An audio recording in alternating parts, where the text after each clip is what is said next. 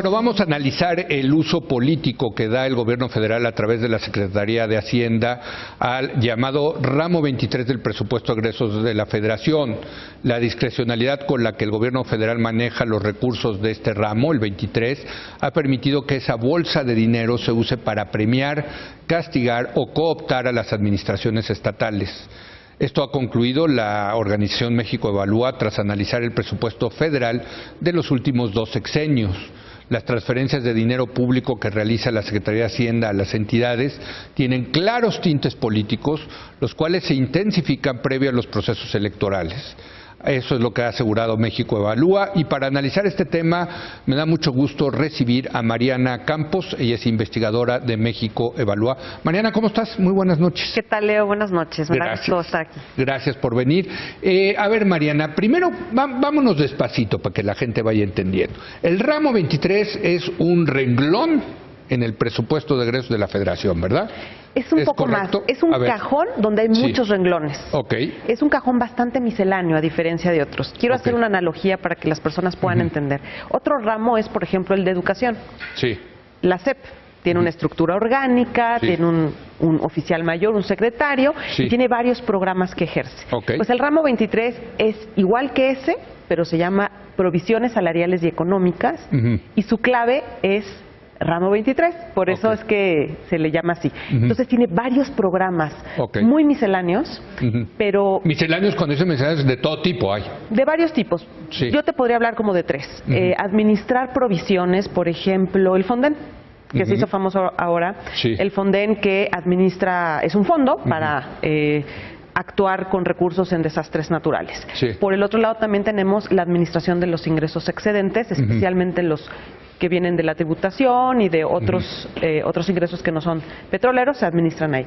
Y luego tenemos otro gran grupo de programas que son transferencias a estados y municipios por distintos motivos. Así dice, transferencias. Se clasifican como subsidios y transferencias a entidades federativas, así dice. Y estos hay 2 principales tipos. Los que tienen reglas de operación, como más claridad, ¿no? Del por qué existen o cuáles son los criterios para entregar los recursos, y los que no tienen reglas de operación. O sea, hay transferencias que son libres, o sea, yo te transfiero el dinero y no me tienes que rendir cuentas. Pues son libres en términos de que no queda claro cuáles son los criterios ¿para qué se utiliza? Pero sí se genera un convenio. Lo conveniente pues sería evidentemente, o lo necesario, es que hubieran criterios que todos se sigan, no que yo haga el criterio contigo, ¿no? O sea, que cada estado se ponga de acuerdo con la Federación, sino que todos obedecieran los mismos criterios. Ahora, dime una cosa, el ramo 23, como todo el presupuesto, tiene que ser aprobado por la Cámara de Diputados. Así es. ¿Y tiene Hacienda, digamos, flexibilidad para incrementar el ramo 23? O sea, digamos, si le aprueban 100, no sé, voy a poner 100 millones de pesos, ¿puede ejercer más en la medida en que pasa el año Hacienda? Sí puede ejercer más, y eso es motivo, de hecho, de política pública. Es decir, en los países se regula, por supuesto, qué sucede si, por ejemplo, tienes más ingresos. Si de pronto recibes más ingresos de los que tú pensaste, pues tienes que tener mecanismos para acomodarlos. Esa es una, ¿no? También puede ser que tú te des cuenta en el ejercicio que conviene, por ejemplo, en lugar de gastar en A, gastar en B. Incluso es mejor para los objetivos nacionales. Y también es válido hacerlo, pero es muy cuidado, ¿verdad? Sobre todo porque es un equilibrio de poderes, cómo se van a llevar a cabo esos cambios. En el caso de Hacienda, Hacienda tiene una cancha muy amplia. Muy discrecional. Sí, comparada. Para subir, digamos, para incrementar esa bolsa y para hacer cambios. Así es. Entonces... ¿Y qué encontraron entonces? Encontramos, Leo, que nada más aclarar que sí la ley dice que hay que someterse al presupuesto aprobado siempre y cuando sea una mejora en los objetivos, ¿no?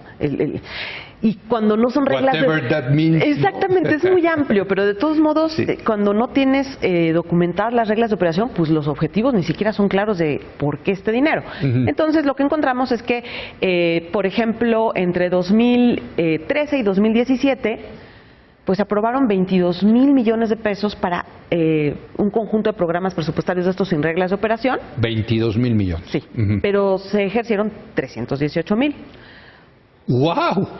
No, a ver, o sea, más de 10 veces, 15 veces más. Sí, pues más o menos. Exacto. ¡Qué bárbaro! Exactamente. Ajá. Y es un monto enorme, Leo. 318 mil millones de pesos. Se gastaron a través de estos 3 programas. ¡Qué bárbaro! Esto es un monto equivalente al 30% del aumento en los ingresos tributarios que se dieron entre 2014 y 2017. Es decir, reforma hacendaria, impuestos a las gasolinas. O sea, de lo que recaudó más el gobierno le repartió más a los estados y municipios. Es lo que estamos diciendo. Es un monto equivalente. Más o menos. Sí. Ahora, cuando dicen ustedes que hubo motivos, o bueno, déjame preguntarte más bien, ¿qué encontraron en cómo se opera este ramo 23? Lo que encontramos es que si uno, por ejemplo, revisa el año previo a la elección presidencial, que sucedió en 2012 y ahora va a suceder en 2018, entonces revisamos 2011 y 2017, nos damos cuenta que los estados que más reciben en la administración panista pues eran azulitos y los que más reciben o recibieron el año pasado pues son más rojitos, ¿no? Entonces sí vemos ahí unos colores en los montos.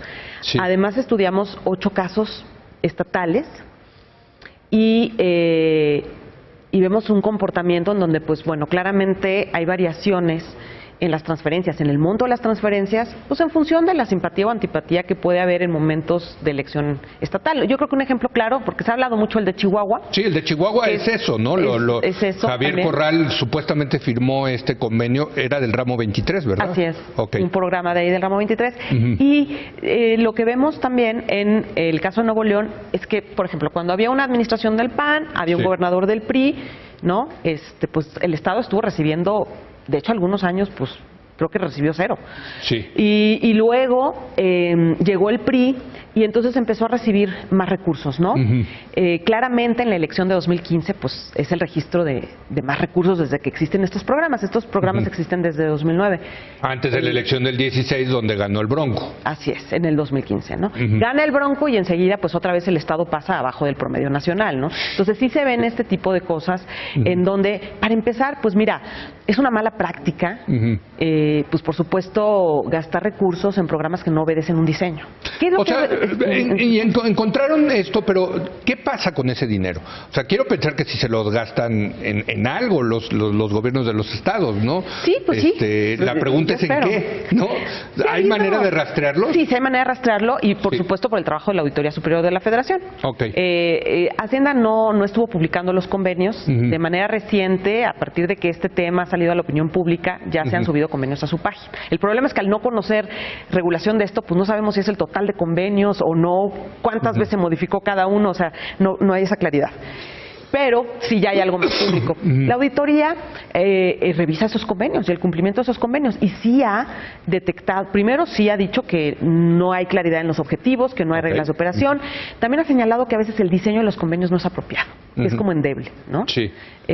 Bueno, el que vi yo de Chihuahua pues era una generalidad, ¿no? O sea, vaya, prácticamente es un acuerdo, te voy a dar dinero, ¿no? De más, eso es todo, ¿no? Y la auditoría también ha auditado más los convenios que están en función de obra pública. O sea, algunos de estos recursos se van a algunos proyectos de obra pública pequeños en las entidades y como que ha habido más escrutinio en eso.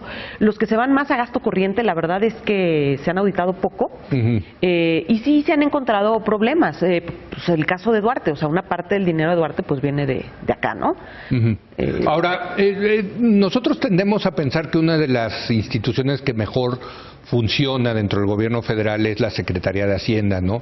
Esa como especie de citadela de los tecnócratas que toman decisiones a partir de costo, beneficio, análisis técnico. Lo que tú estás diciendo es que también la Secretaría de Hacienda se comporta como una institución política que premia y castiga a sus adversarios o a sus aliados. Pues yo creo que sí no estamos exentos de eso y me parece que lo tenemos que ver con una visión estratégica de entendimiento del Estado mexicano y de la evolución que ha tenido nuestro Estado. Digo, Hacienda obedece más a un diseño pues de los 90, de cuando todavía no teníamos esta competencia electoral, ¿no? En donde pues ganaba el mismo partido.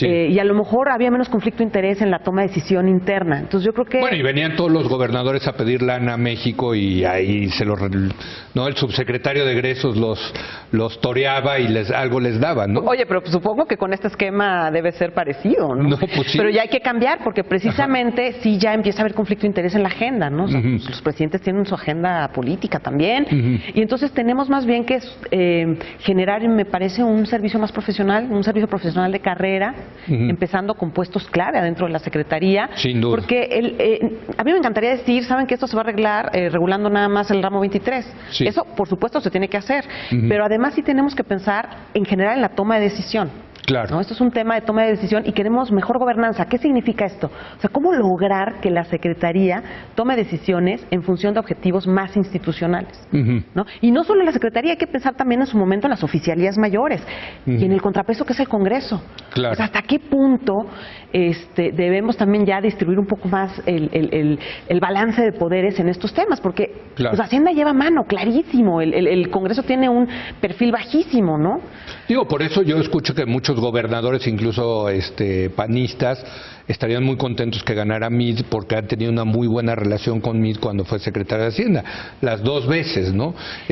Porque bueno, pues hay esa relación entre el gobernador que vino a pedir dinero y el secretario de Hacienda que lo trató bien, ¿no? Y así no debe de ser. No, bueno, desde luego que no. Porque tenemos que responder ya, hay una lista enorme de necesidades y hay que decir si se ha mermado la composición del gasto público. Sí. O sea, traemos muchísimo pago de intereses.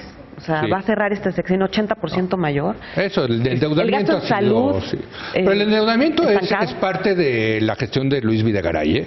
La verdad es que ya cuando entró José Antonio Meade, ya le empezaron a poner un poco más de orden. Pero sí, no, terrible el incremento de la deuda pública, ¿no? Y tienes un Congreso que no te revisa si es pertinente ese techo. También tienes un proceso en donde como no te revisa, ni siquiera lo justificas el por qué esa cantidad.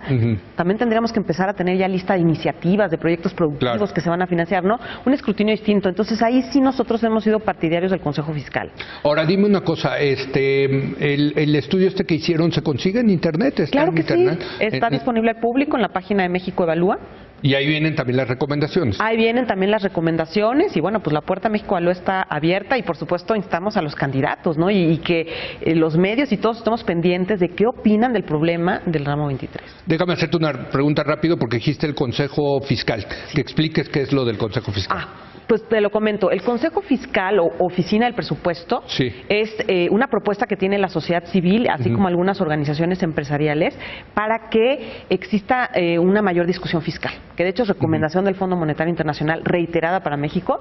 Y esto nos podría dar la posibilidad de hacer una evolución de nuestro Centro de Estudios de las Finanzas Públicas, así como a lo mejor una parte del Belisario Domínguez, para generar una especie de tanque de pensamiento al interior del Congreso. Como lo tienen en Estados Unidos, como lo tienen en Estados Unidos, ¿no? Exactamente. Exacto. Estados Unidos, de hecho, en el año 74 con Nixon vivió una catarsis, ¿no? Este balance de poderes entre el Congreso y el Poder Ejecutivo y llevó a tener una oficina de presupuesto y un Congreso con más facultades. Yo creo que para México es sin duda un proyecto en el que hay que empezar a invertir, ¿no? Claro.